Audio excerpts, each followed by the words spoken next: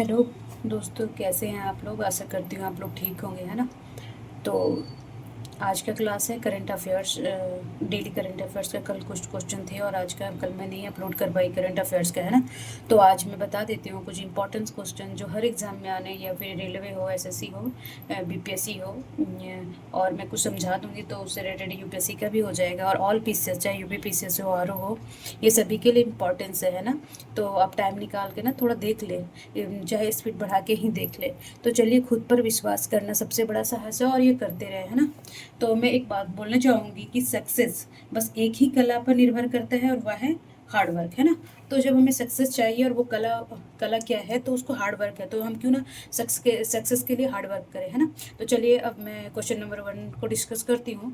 Question number 1 क्या बोल रहा है कि सांसदों या विधायकों की अयोग्यता का निर्णय कौन लेता है ना।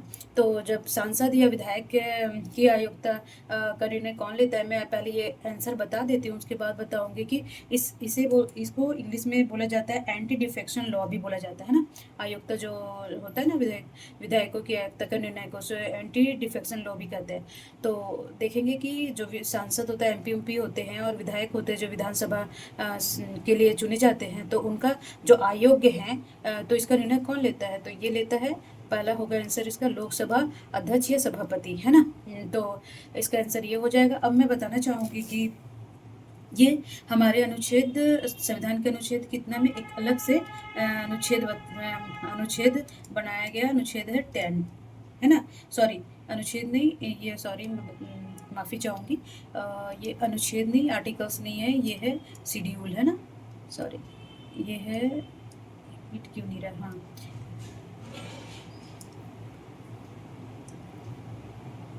हाँ, ये है शेड्यूल, अनुसूची, है ना। तो अनुसूची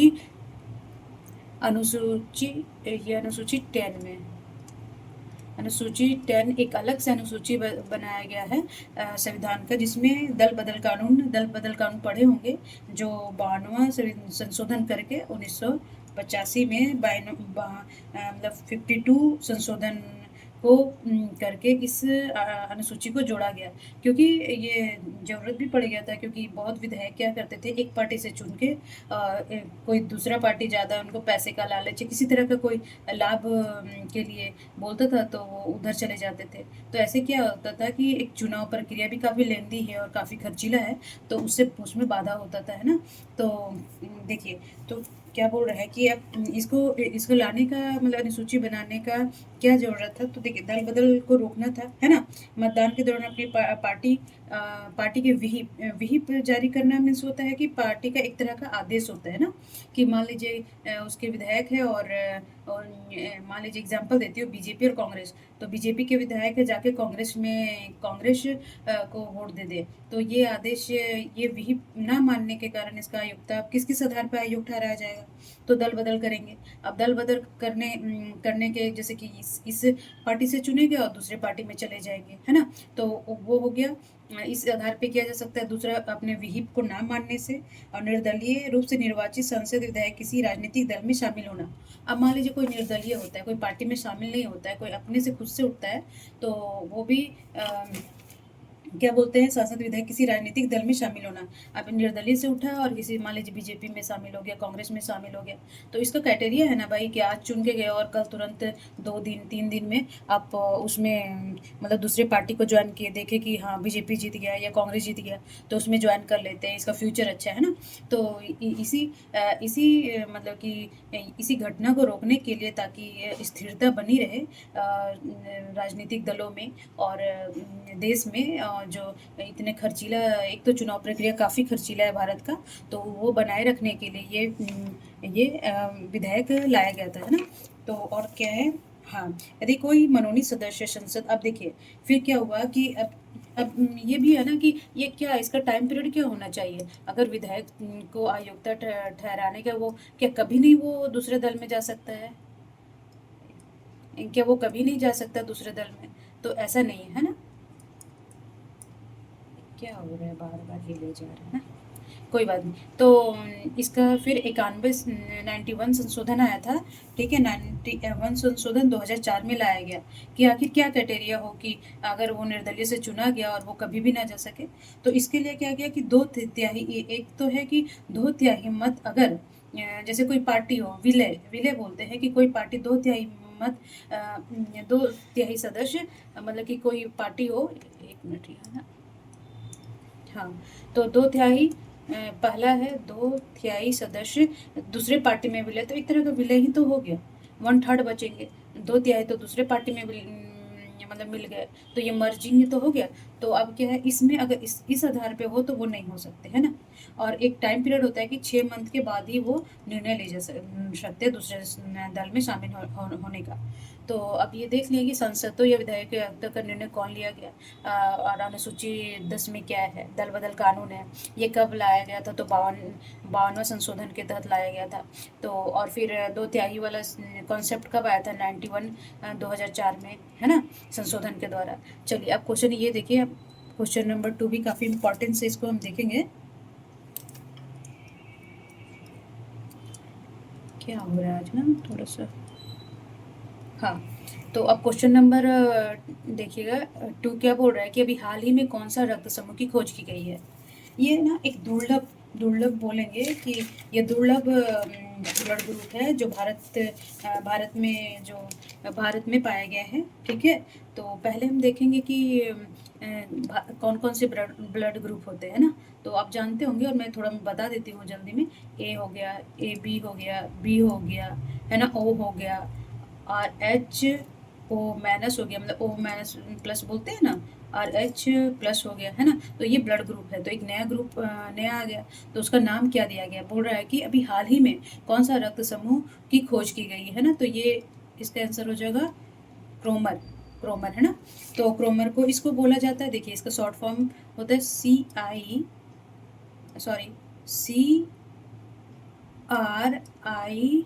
है ना।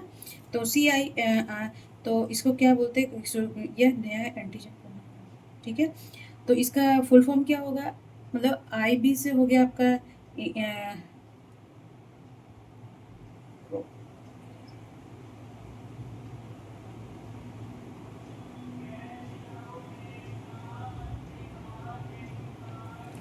हाँ, सॉरी, माफ़ी चाहूँगी। तो अब देखिए CR एक हो गया क्रोमर, ऐसा मौजूदा रक्त समूह, और I से इंडिया हो गया, और B हो गया बैंगलोर, है ना।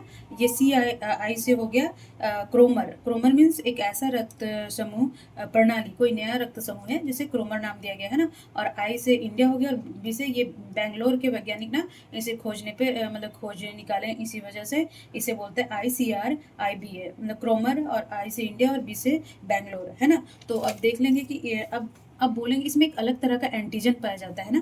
तो अब बोलेंगे कि मैम ये एंटीजन क्या है, ऐसे जानते होंगे, साइंस में साइंस का टर्मिनोलॉजी है, आप पढ़े होंगे, फिर मैं बता देती हूँ थोड़ा सा जल्दी से ना। क्यों मिल रहा है समझ में नहीं आ रहा है ना, ओके ओके। चलिए, तो अब हम एंटीजन के बारे में बता देते हैं कि ऐसा पदार्थ होता है ना ब्लड में जो शरीर में प्रवेश करने वाली प्रतीक्षा प्रणाली को सक्रिय करता है, और इसके खिलाफ एंटीबॉडी को बनाने मतलब कि सहायता करता है ना, प्रेरित करता है।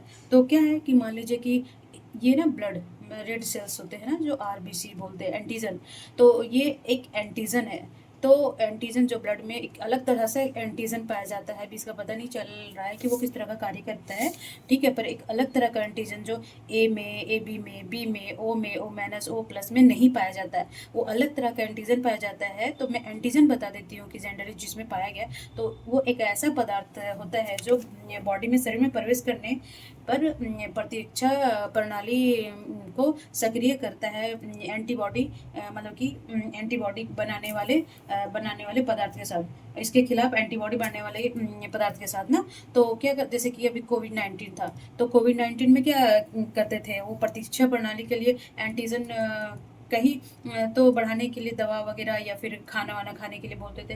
तो अब देख लें कि एंटीजन क्या है, और ये याद रखिएगा कि ये कौन सा रक्त समूह CR और IB का, वो क्रोमर हो जाएगा, I से इंडिया और B से बैंगलोर, ठीक है। तो चलिए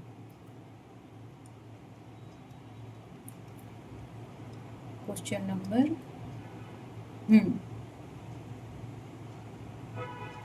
क्वेश्चन नंबर 3 क्या बोल रहा है कि डार्विन डी ऑफ लाइफ है ना। ये बहुत सारे इंपॉर्टेंस ये सब वर्ड होते हैं, वो कोई भी एग्जाम में आप ऐसे में लिख सकते हैं, कोई पीसीएस में दे देगा ये मिलान करने के लिए प्रोजेक्ट क्या है ना। और फिर ये बोल देगा कि यूपीपीसीएस में, आरओ में, जेपीएससी में, बीपीएससी में, ऑल रेलवेज में किसी भी एग्जाम में ऑब्जेक्टिव बना के दे देगा। तो आप देख लेंगे कि Darwin T of life project क्या है। तो इसको शॉर्ट फॉर्म में DTOL कहते हैं। तो पहला ऑप्शन क्या है, ब्रिटेन में पाई जाने वाली यूकैरियोटिक प्रजातियों का जीनोम का अनुक्रमण। तो ये क्या है ये देख लिए। दूसरा क्या है, आयरलैंड में पाए जाने वाली यूकैरियोटिक प्रजातियों का जीनोम का अनुक्रमण। अब देखिए सी है ए, केवल एक, और डी है ए और बी दोनों, है ना। तो इसका आंसर मैं बता देती हूँ। देखिए इसका सिंबल ना, ये मैं बाजीराम एंड रवि से उठाई थी। मिलता नहीं है तो कभी कभी ना कोचिंग से उठा लेना पड़ता, चलो कोई बात नहीं। तो देखिए, तो Darwin tree of life project, इसे ये दोनों हो गया, ब्रिटेन और आयरलैंड में पाए जाने वाली यूकैरियोटिक प्रजातियों का जीनोम। अब ये जीनोम क्यों इकट्ठा किया जा रहा है भाई, कि क्या क्या रिलेवेंट है ना। तो जीनोम क्यों इकट्ठा किया जा रहा है, ताकि इसके अंदर होने वाली बीमारियों को पता चलाया जा सके और इसके स्वास्थ्य के क्षेत्र में कार्य किया जा सके कि किस बीमारी से इनको पीड़ित है, इनको बचाया जा सके, इनके स्वास्थ्य का आर्थिक क्षेत्र में ना सभी तरह से सहायता किया जा सके। तो ये इंग्लैंड, ब्रिटेन की सरकार और आयरलैंड की सरकार, मतलब कि ब्रिटेन की सरकार की एक पहल है, प्रोजेक्ट है, जो इनके अनुक्रमण जीनोम को अनुक्रमण करेंगे, मतलब जीनोम को अनुक्रमण करेंगे। ठीक है, तो चलिए अब आगे हम देखते हैं।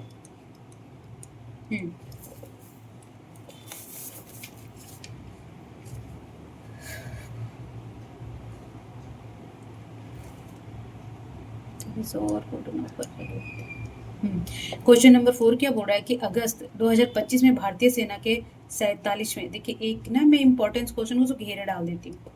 तो अगस्त 2025 में भारतीय सेना के 47वें उप प्रमुख नहीं जी, हाँ प्रमुख तो अभी बनाए गए थे एडमिरल DK त्रिपाठी, है ना। तो इसका फुल फॉर्म है दिनेश कुमार त्रिपाठी। ये है मतलब कि सेना के, भारतीय सेना के प्रमुख, और उप प्रमुख इन्हें बनाया गया। तो इसका आंसर हो जाएगा बी। आप प्रैक्टिस करेंगे ना तो देखिए एक दो बार पढ़ेंगे, तो मैं थोड़ा सा पढ़ाने के लिए पढ़ती हूँ तो मुझे याद हो जाता है, कहीं भूलती नहीं। तो आप एक बार ना मैं थोड़ा सा देख लेंगे। देखिए मेहनत ही सब कुछ, और करते रहना पड़ेगा आप आगे बढ़ने के लिए, सबसे हटके करने के लिए, है ना। तो देखिए ये भारतीय सेना के 47वां उप प्रमुख कौन बने हैं, तो वाइस एडमिरल संजय वात्सायनन।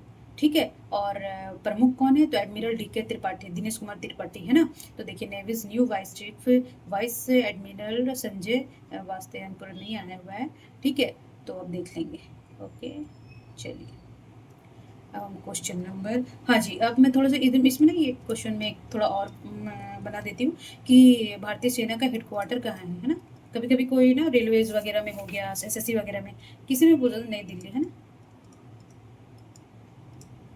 और फिर वायु सेना दिवस कब मनाया जाता है, दिवस में ना ये पूछ लेता है 4 सितंबर। ओके चलिए, अब हम क्वेश्चन 5 को करते हैं। हाँ, तो क्या बोल रहा है कि ऑपरेशन अलग कहाँ चलाया जा रहा है ना।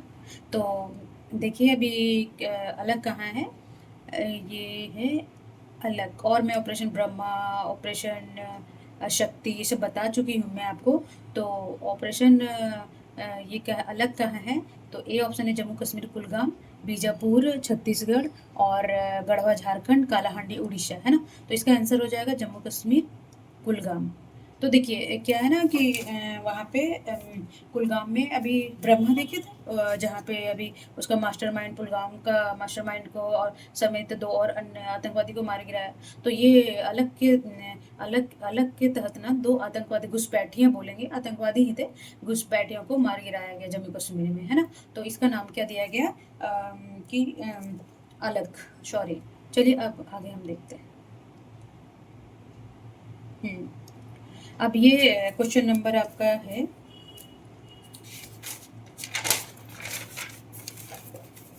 हाँ जी, तो ये है एथेंस, ग्रीस की राजधानी एथेंस में आयोजित अंडर 17। देखिए ये सब याद रखना पड़ता है, आदमी ना कंफ्यूज यही होता है कि कौन सा था है ना। अंडर 17 विश्व कुश्ती चैंपियनशिप भारत, हाँ चैंपियनशिप भारत ने किस स्वर्ण पदक ने कितने स्वर्ण पदक जीते, है ना। तो भारत कितने स्वर्ण पदक जीते हैं, 2। ये ऑप्शन बी हो जाएगा, 2। तो भारत कुल कितने पदक जीतते हैं इसमें, 6। ठीक है, 6 पदक जीता है। और 6 में क्या हो रहा है, हाँ तो 6 में 2 हो गया आपका स्वर्ण पदक, और 3 हो गया रजत पदक, और 1 हो गया कांस्य पदक। ठीक है, चलिए अब हम क्वेश्चन नंबर 7 कर लेते हैं। बोल रहा है कि कंबोडिया ने जैव विविधता संरक्षण के लिए किस राज्य की हरगिला, देखिए ये ना, ये इम्पोर्टेंस है। ठीक है, तो ये हरगिला आर्मी संरक्षण प्रॉब्लम कर रहा है। ठीक है, सॉरी मैं इसको ठीक करती हूँ कल ना। तो संरक्षण मॉडल को अपनाया है ना। तो ये कौन सा है, ये असम, असम की एक महिला ग्रुप है, 1000 महिलाओं का ग्रुप है, जिसमें ये हरगिरा दिखे, ये ना ये दिख रहा है, ये हंस प्रजाति की है ना।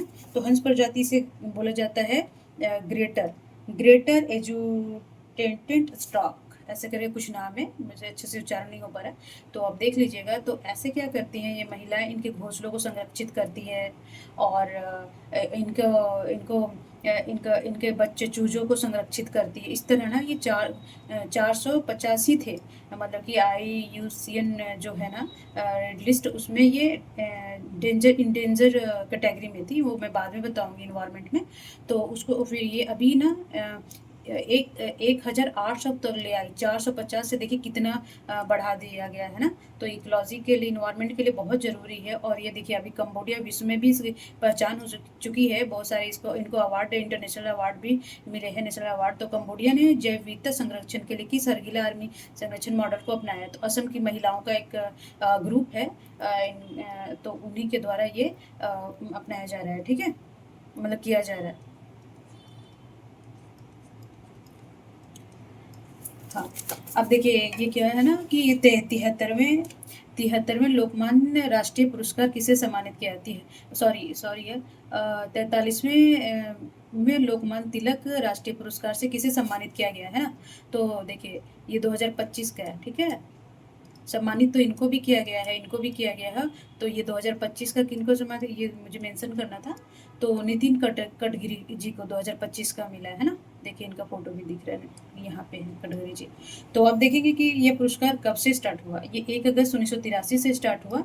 और नरेंद्र मोदी जी को भी मिला है शायद, नरेंद्र मोदी जी को 2023 में मिला। ठीक है, और 2024 में सुधा मूर्ति जी को मिला है। ठीक है, और अभी 2025 में नितिन गडकरी जी को मिला है। अब क्यों दिया जाता है कि राष्ट्र की प्रगति और विकास के लिए काम करने वाले लोगों को, जैसे कि राष्ट्र की प्रगति, ये तो ये उड्डयन मंत्री है ना, तो ये अभी काफ़ी काम किए सड़क वड़क के क्षेत्र में। तो राष्ट्र के विकास के लिए जो काम करते हैं ना, उनको इसलिए उनको दिया जाता है ना। तो अब देखेंगे कि अब चलिए, ये तो क्लास में एक और बताने वाली थी, पता नहीं कि पेन में क्या कुछ प्रॉब्लम हो रहा है, तो मैं नहीं कर पा रही हूँ। चलिए ठीक है, तो अब सकारात्मक सोचिए और सकारात्मक रहे, और नए मिलते हैं नई क्लास में। तब तक अपना और अपने फैमिली का ख्याल रखें। और ज़्यादा देते मैं कहना चाहूँगी कि आप जो भी हो ना, एक अच्छा इंसान बनो, अब कुछ ना बनो, है ना। पहले कुछ भी ना बनो आप, दुनिया का तो बाद में, पहले अगर हम अच्छे इंसान रहेंगे ना, तो हमें आजू बाजू में लोग जाने, इससे ज़्यादा संतुष्टि और कुछ भी नहीं मिलता। जो देखे, जो मिले, वो कम से कम ये तो बोले कि मतलब कि ये IAS नहीं है, PCS नहीं है, पहले ये बोले कि ये एक अच्छा आदमी है ना। तो अब जो भी हैं, बट सबसे पहले आप एक अच्छा आदमी बने, सकारात्मक सोचिए और सकारात्मक रहें। खुद पर विश्वास करना ही सबसे बड़ा साहस है, और ये हमेशा करते रहें, है ना। तो चलिए, नमस्कार।